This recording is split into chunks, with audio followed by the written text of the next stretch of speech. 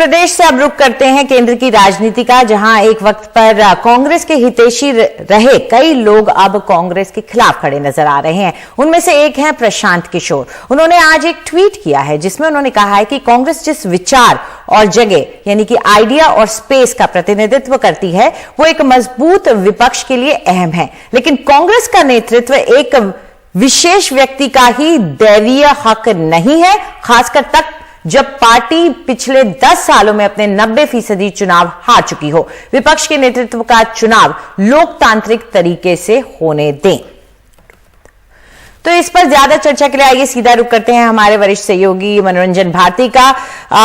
मनोरंजन, सीधा प्रहार ये किसकी तरफ है? प्रशांत किशोर का ये दैवीय हक किस एक व्यक्ति विशेष के बारे में बात कर रहे हैं?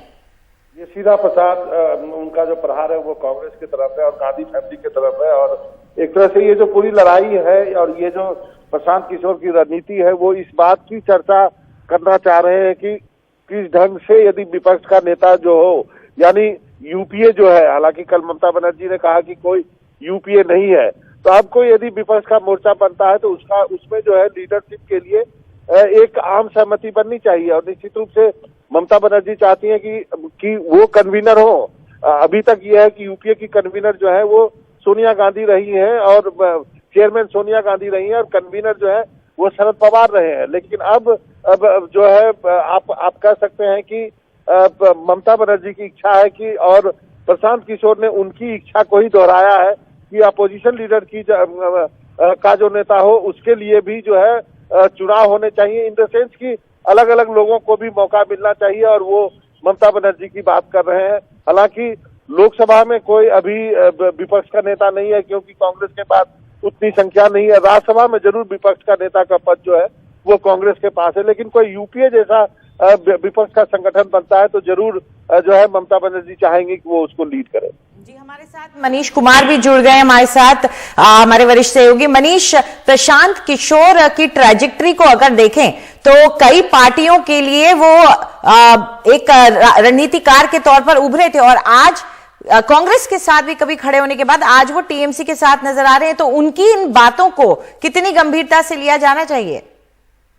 देखिए, निश्चित रूप से अंजलि, कांग्रेस पार्टी भी बंगाल के चुनाव के बाद उनसे बातचीत कर रही थी और ये जो ट्वीट आया है या जो भी वो पोजीशन लेते हैं तो कांग्रेस का एक बड़ा तबका, वो चाहे सोशल मीडिया पर हो या बयानों के जरिए हो, वो इस बात को लेके उनके ऊपर हमला करता है कि चूंकि कांग्रेस पार्टी में उनकी बात नहीं बनी इसलिए वो अंगूर खट्टे हैं कहते हुए वो राहुल गांधी और कांग्रेस पार्टी पर हमला कर रहे हैं, क्योंकि वो टीएमसी जैसी पार्टियों का प्रतिनिधित्व करते हैं और उनके रणनीतिकार हैं।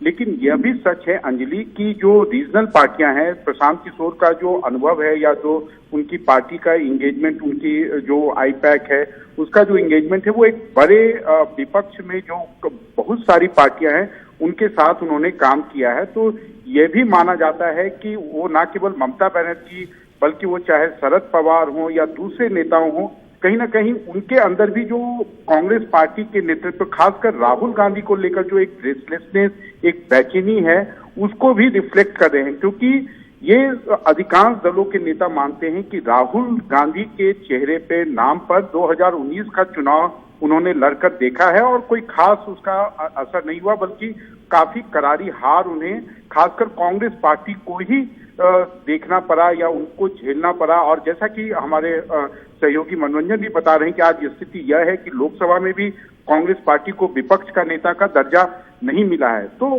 प्रशांत किशोर ये ट्वीट कर एक तरह से आप कह सकती हैं कि इस बहस को आगे बढ़ाना चाहते हैं कि ठीक है, हम कांग्रेस पार्टी ही चूंकि वो कांग्रेस पार्टी का फुटप्रिंट पूरे देश में है, वो बड़ा ही ये बड़े भाई की उसकी भूमिका होगी, लेकिन नेता कांग्रेस पार्टी का ही होगा या राहुल गांधी ही होंगे, ये उनका जन्मसिद्ध अधिकार नहीं है, बल्कि इसके ऊपर एक बहस होनी चाहिए।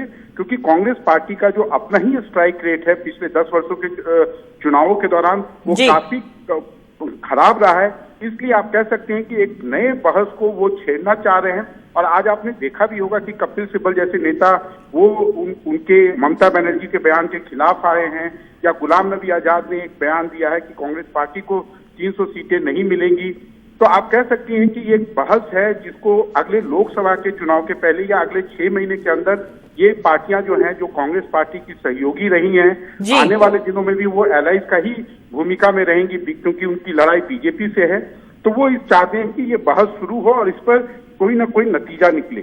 जी मनोरंजन, जब राहुल गांधी को अपनी ही पार्टी के अंदर नेता के तौर पर सब नहीं स्वीकार पा रहे हैं, ऐसे में वहां पर ममता बनर्जी का ये कह देना कि यूपीए कौन सा यूपीए, अब नहीं रह गया यूपीए, और उनसे मुलाकात भी करना बड़े बड़े नेताओं का, ये कितना अहम हो जाता है। लेकिन वहीं हम ये भी देखते हैं कि उद्धव ठाकरे उनसे नहीं मिलते हैं, हालांकि उनकी तबीयत खराब बताई जा रही थी उनकी, लेकिन फिर भी कुछ नेताओं का अलग थलग होना उनसे, ये क्या वो बन रही है, समीकरण क्या बन रही है? दो चीजें आपने पूछी हैं। एक तो कांग्रेस के अंदर की बात आपने कही, तो कांग्रेस में एक G23 का गुट है, आपको मालूम है।